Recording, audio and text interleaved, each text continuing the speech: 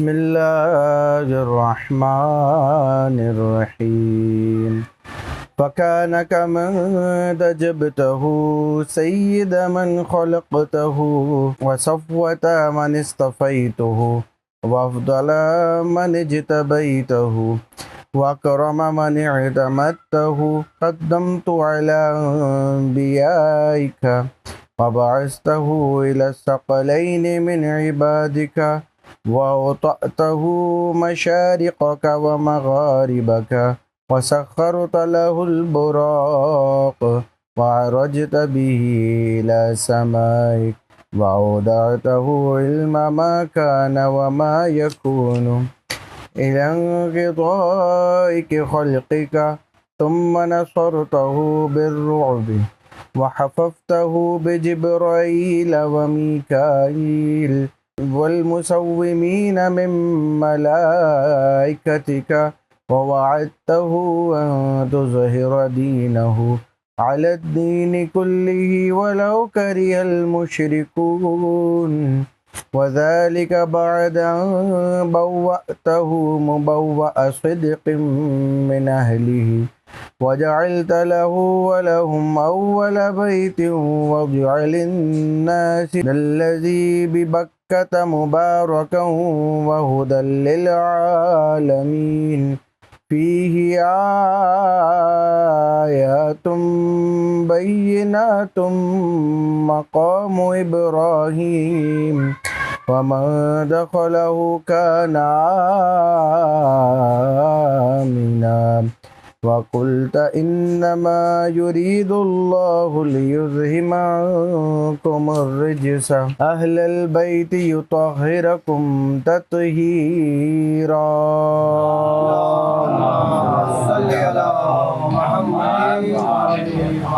ثم جعلت أجر محمد صلواتك عليه وآله مودة في كتابك فقلت قل لا أسألكم عليه أجرا إلا المودة في القربى وقلت ما سألتكم من أجر فهو لكم وقلت ما أسألكم عليه من أجر إلا من شاء أن يتخذ إلى ربه سبيلا فكانوا هم السبيل إليك والمسلك إلى رضوانك فلما انقضت أيامه وقام وليه علي بن أبي طالب صلواتك عليهما وآلهما هاديا.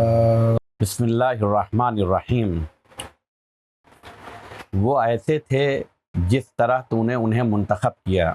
کیونکہ چند کلمات کی وضاحت ہم لوگ اس نشست میں کریں گے. اس سے پہلے کے کلمات جو ہم لوگوں نے ترجمہ کیا تھا اور چند باتیں کی تھی، اسی کے آگے سے یہ ترجمہ متصل کر رہے ہیں کہ تیرے محبوب و منتخب بندے محمد صلی اللہ علیہ وسلم تک کہ یہ سلسلہ پہنچا تھا. اللہم صلی علی محمد.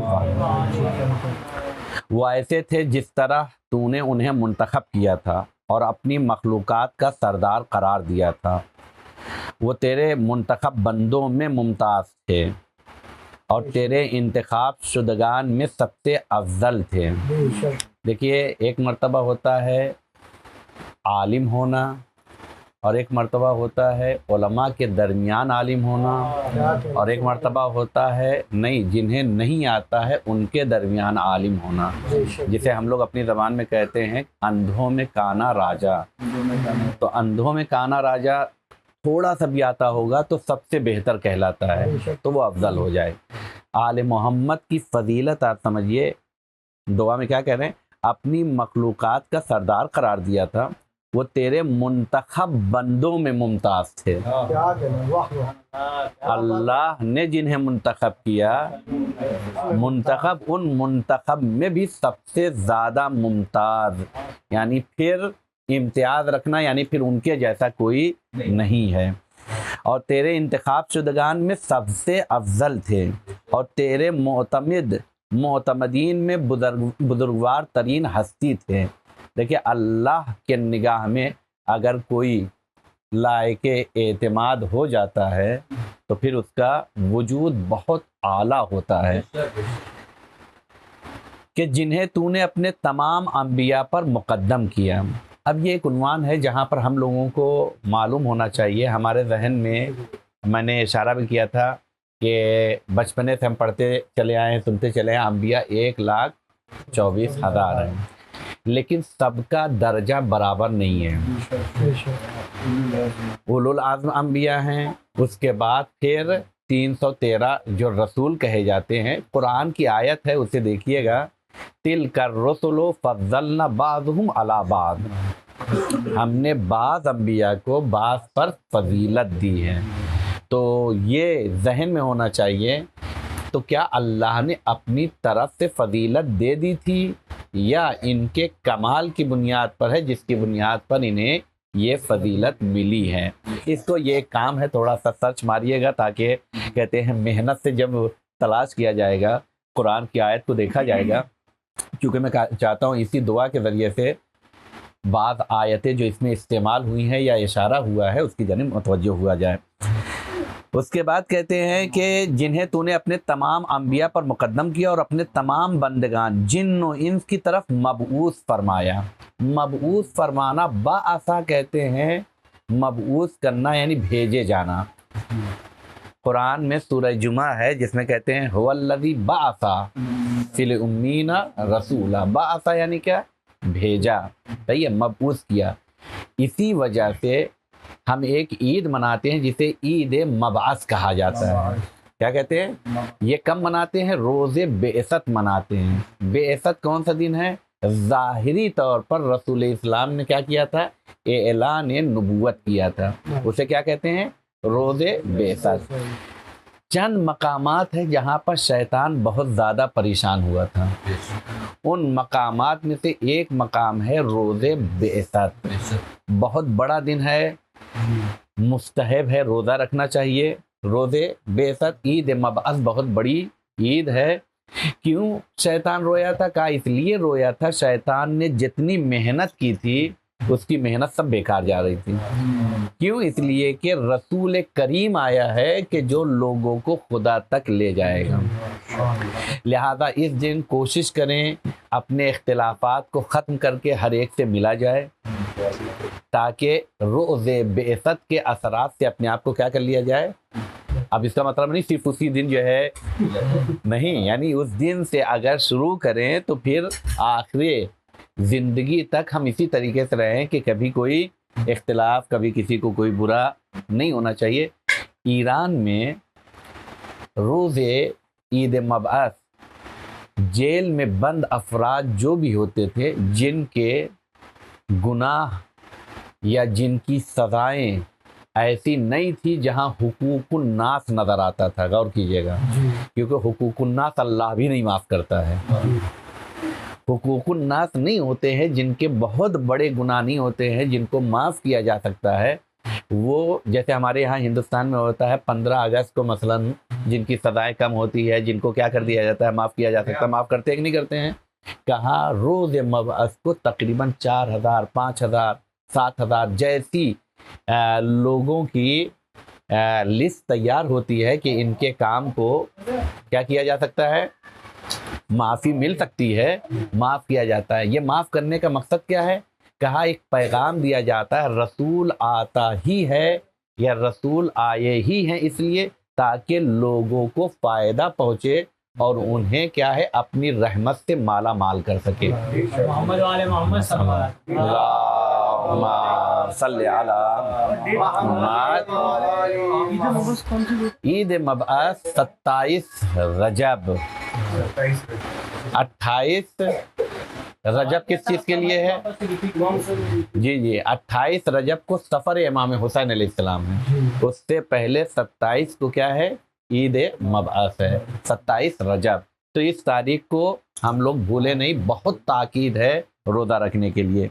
तो वही कह रहे हैं कि अपने तमाम बंदगान जिन्न इंस की तरफ मबऊस फरमाया। مبعوث فرمایا یعنی کیا؟ رسول بنا کر بھیجا، ہادی بنا کر بھیجا ہے، اور اپنے مشرق و مغرب کو ان کے زیر پا قرار دیا ہے۔ یہاں پر زیر پا قرار دینا اس کا مطلب نہیں ہے کہ زمین ان کے نیچے ہو گئی اور وہ آ کے کھڑے ہو گئے، یعنی ان کے اختیار میں دے دیا ہے۔ کیا کر دیا ہے؟ زیر پا قرار دینا یعنی کیا؟ اختیار میں دے دیا گیا ہے۔ جب اختیار میں دیا گیا ہے یعنی اب حکم نبی کے تحت یہ کیا کریں گے؟ اگر نبی کہے گا تو نبی کے اختیار سے، لہٰذا کیا کیا تھا رسول نے؟ اگر چاند کو حکم دیا تو 2 ٹکڑے ہو گئے، درخت کو حکم دیا تو اپنی جگہ سے چل کر بتا رہے تھے۔ تو یہ کیا ہے؟ زیر پا قرار دینا یعنی اختیار میں قرار دے دینا ہے۔ اب یہاں پر پھر ایک میں اشارہ کر رہا ہوں، جو لوگ قرآن پر کام کرتے ہیں، تھوڑا سا میں چاہتا ہوں تاکہ قرآن کے ان معانی سے بھی ہم لوگ اپنے آپ کو محظوظ کر سکیں۔ سورہ رحمان پڑھتے ہیں رب المشرقین والمغربین، تو ہم تو جانتے ہیں مشرق ایک ہوتا ہے، مغرب ایک ہوتا ہے۔ یہ رب المشرقین والمغربین، 2 مشرق 2 مغرب کیسے ہوتا ہے؟ تو قرآن پڑھیں، سورہ رحمان پڑھیں، اور اس کے بعد چونکہ ایسٹ ویسٹ نارتھ یہ ایک ہی ہوتا ہے کہ نہیں ہوتا ہے، تو مشرق بھی ایک ہوگا، مغرب بھی ایک ہوگا، تو مشرقین اور مغربین۔ تو تھوڑا سا پڑھیں تاکہ متوجہ ہوں اور آل محمد کے اختیار کو بھی محسوس کر سکیں۔ اور براق کو ان کے لیے مسخر کیا۔ براق یہ لفظ ہے، رسول اسلام جب معراج پر گئے تھے تو جس سواری پر گئے تھے اس سواری کا نام ہے براق۔ برق عربی میں کہتے ہیں روشنی و بجلی کو۔ کس کو کہتے ہیں؟ برق، بجلی کو کہتے ہیں۔ یہ سواری چونکہ بہت زیادہ نورانی تھی، بہت زیادہ سرعت کے ساتھ چلتی تھی، اس کا نام کیا دیا گیا ہے؟ براق دیا گیا ہے۔ تو براق کو ان کے لیے مسخر کیا یعنی کیا؟ ان کے اختیار میں دیا، جس کے اوپر سوار ہو کر، اور یاد رکھیے گا انشاءاللہ کبھی معراج پہ گفتگو کریں گے تو جہاں پر براق کو باندھنا چاہا وہاں ٹھہر نہیں رہا تھا، پھر رسول اسلام آئے، اور وہ تمام چیزیں ہیں کہ جو پورا سفر معراج ہے انشاءاللہ اس پر گفتگو کریں گے۔ صرف اس سواری کا نام یاد رکھیں کہ براق کسے کہتے ہیں؟ جس پر رسول اسلام، یہ کون سا معمولی جانور نہیں ہے جو ہم آپ سمجھتے، یہ نورانی ایک مخلوق تھی۔ یاد ہوگا، نہیں معلوم، شاید میں چاہتا اس لیے ہوں کہ کچھ چیزیں ہمارے بچپنے سے ذہنوں میں جو ہے، امام باڑوں میں دیکھا ہوگا ایک گھوڑا بنا رہتا تھا جس کے 2 پر لگے رہتے تھے اور انسانی شکل دیے، وہ بتانا یہ چاہتے تھے بین ہی ایسے ہے، ہم نہیں کہہ سکتے ہیں، لیکن چونکہ ایک خاکہ بنایا گیا تھا تو وہ براق کہا جاتا ہے۔ وہ سواری سمجھ لیے وہی ہے جس پر رسول اسلام کیا کرتے تھے؟ سواری۔ لیکن حقیقت میں یہ ہم نے ایک خاکہ بنایا ہے، ورنہ حقیقت میں کیا ہے؟ براق ایک نورانی جانور ہے، اور جس پر رسول اسلام سوار ہو کے گئے تھے، اور ان کو اپنے آسمان تک لے گیا، اور انہیں اپنی خلقت کی ابتدا سے انتہا تک تمام گزشتہ اور آئندہ ہونے والے امور کے علم کا خزانہ دار بنا دیا ہے۔ سورہ بقرہ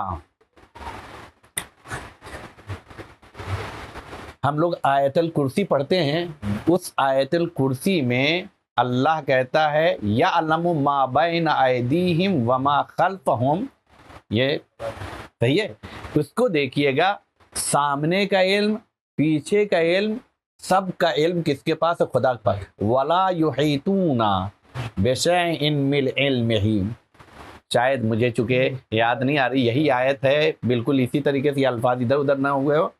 کوئی احاطہ نہیں رکھتا ہے، غور کیجئے گا، اللہ کے علم پر کسی کو احاطہ نہیں ہے، لیکن اللہ جتنا کسی کو علم دینا چاہتا ہے وہ دے سکتا ہے۔ یہاں پر اللہ اشارہ کر رہا ہے کہ ہم نے کیا کر دیا ہے؟ انہیں اپنی خلقت کی ابتدا سے، دیکھیں اللہ کے لیے ابتدا نہیں ہے تو اللہ کے علم پر احاطہ نہیں ہوا، یہ پیغام پہنچ جانا چاہیے۔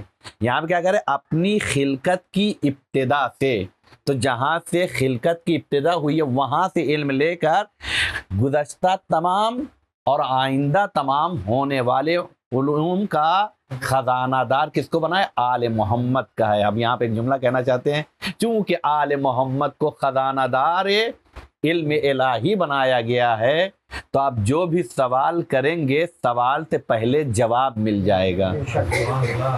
سلونی کا جو دعویٰ ہے ایسے نہیں ہے. تبھی تو مولانا پوچھا تھا اتنی جلدی کیسے دے دیتے جواب. مولانا کیا کہا تھا؟ تمہارے ہاتھ میں انگلیاں کتنی ہیں؟ تو کہا 5 ہے. کہا اتنی جلدی کہا یہ تو ہمارے سامنے ہے. کہا سامنے ہے تو فوراً جواب ہوتا ہے. کائنات ہمارے سامنے اسی طریقے سے کیونکہ اللہ نے گزشتہ اور آئندہ کا علم کسے دے رکھا ہے؟ آل محمد کو دے رکھا ہے. پھر انہیں اپنے رعب و جلال سے نصرت بخشی. غور کیجئے کہ یہ سب الفاظ. اور جبرائیل و میکائیل و دیگر اپنے بانام و نشان فرشتوں کو ان کے اطراف میں معین کیا. یعنی معمولی فرشتے نہیں بلکہ کون سے؟ اہم فرشتے. ان کے لیے کیا کیا؟ اطراف میں ان کی حفاظت کے لیے معمور کیا. بس یہیں پر بہت زیادہ وضاحت نہیں کروں گا چونکہ میں چاہتا ہوں کہ دعا کا سلسلہ بھی زیادہ ویسا نہ رہے. اہم ترین ملائکہ اس میں سے ایک ہے جناب جبرائیل. میں تھیسز لکھ رہا تھا تو اس میں نے ایک پوائنٹ نکالا تھا. امت یہود اور امت مسلمہ میں کچھ چیزوں میں فرق پایا جاتا، کچھ چیزوں میں برابری پائی جاتی ہے، مشترک ہیں. ایک چیز جس میں دونوں مشترک ہیں یعنی برابر ہیں، یہودی افراد بھی جبرائیل کو ناپسند کرتے ہیں اور مسلمان بھی جبرائیل کو ناپسند کرتے ہیں. ریزن کیوں نہیں پسند کرتے؟ قرآن میں جناب موسیٰ کی امت پر جو عذاب آئے ہیں تقریباً 9 یا 10 عذاب آیا ہے کہ نہیں آیا ہے. وہ لوگ کہتے ہیں جب بھی عذاب ہوتا تھا یہی جبرائیل لے کر آ جاتے تھے. اس وجہ سے ہم انہیں پسند نہیں کرتے. امت مسلمہ کیوں نہیں پسند کرتی ہے؟ وہ کہتے جب بھی کوئی فضیلت کی بات ہوتی تھی آل محمد کے لیے یہ آئے تھے اور آل محمد کے لیے فضیلت لے کے اتر جاتے تھے، ہمارے لیے کچھ نہیں. تو سوال یہ ہے کہ لائق فضیلت ہوگے، جو روٹیاں چرانے والا ہوگا اس کے لیے آیتیں نہیں آتی ہیں. جو راہ خدا میں روٹیاں بانٹنے والا ہوگا اس کے لیے سورہ دہر کی نزول اور آیتیں اترا کرتی ہیں. لہذا یہ ذہن میں ہونا چاہیے کہ کیا ہے، جبرائیل سے دونوں طرح کے افراد کیا ہیں، یعنی یہودی افراد بھی دشمنی رکھتے ہیں، امت مسلمہ کے بھی افراد دشمنی رکھتے ہیں. کہا فرشتوں کو ان کے اطراف میں معین کیا اور ان سے یہ وعدہ کیا کہ ان کے دین و آئین کو غلبہ عطا فرمائیں. دین و آئین، آئین یعنی قانون، دین اور آئین، غلبہ یعنی سب سے آگے، یعنی پھر وہی ہوگا، اس کے بعد کسی اور کا کوئی بول بالا نہیں ہوگا. اور ان سے یہ وعدہ کیا ہے کہ ان کے دین و آئین کو غلبہ عطا فرمائے گا. تمام دوسرے ادیان، مکاتب پر خواہ مشرکوں پر یہ بات کتنی ہی گراں کیوں نہ گزرے، یعنی چاہے دشمنان اس بات کو پسند کریں نہ کریں، لیکن اللہ نے چاہا ہے تو دین اسلام کیا رہے گا؟ غلبہ پا کر رہے گا. لہذا یہ آیت بھی قرآن کی ہے، اعلیٰ دین کلہ ولو کرہ المشرکون، یہ امام مہدی سے منسوب ہے. کب؟ اللہم صلی اللہ کب غلبہ پالے گا؟ کہا جب امام مہدی کا قیام ہوگا تو دین اسلام تمام ادیان پر کیا پالے گا؟ غلبہ پالے گا. اور ان کے خاندان کے لیے اس گھر کو قرار دیا جو انسانوں کے لیے پہلا گھر تھا.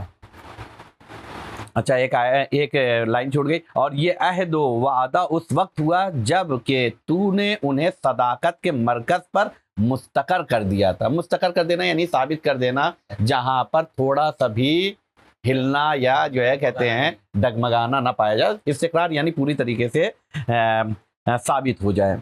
اور ان کے خاندان کے لیے اس گھر کو قرار دیا جو انسانوں کے لیے پہلا گھر تھا، جو کہ مکہ میں بنایا گیا تھا. بے شک یہ گھر سارے جہان کے لیے برکتوں کا مرکز اور ہدایت کا سرچشمہ ہے.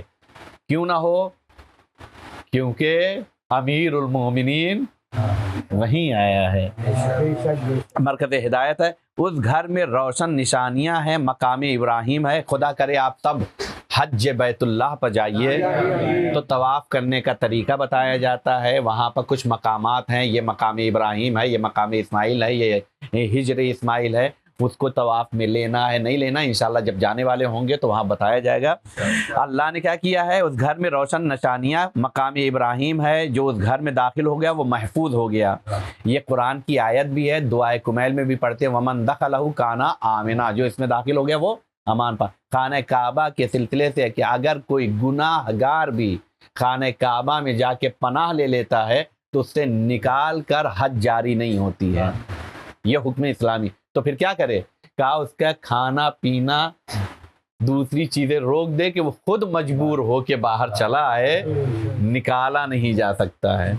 یہ خصوصیت ہے کس کے، خانہ۔ تو یہاں سے ایک بات سمجھ میں آتی، سمجھیے گا، خانہ کعبہ میں اگر آ جائے تو اس کو اتنی امنیت مل جاتی ہے، تو بارگاہ حسین میں آ جائے تو کیا امنیت نہیں ملے گی، امنیت نہیں ملے گی۔ بس کیا کرے، شرمندہ ہو جائے اپنے گناہ پر، حسین کے گلے لگ جائے، پھر حسین ایسا گلے لگاتا ہے کہ علیہ السلام بنا دیتا ہے۔ اللہ کا فقط و فقط یہ ارادہ ہے کہ اے اہل بیت تم سے ہر قسم کی رجس و پلیدگی کو دور رکھے، یہ عصمت کے حوالے سے جو آیت ہے، اور تمہیں ایسا پاک و پاکیزہ کرے جیسا کہ پاک و پاکیزہ کرنے کا حق ہے۔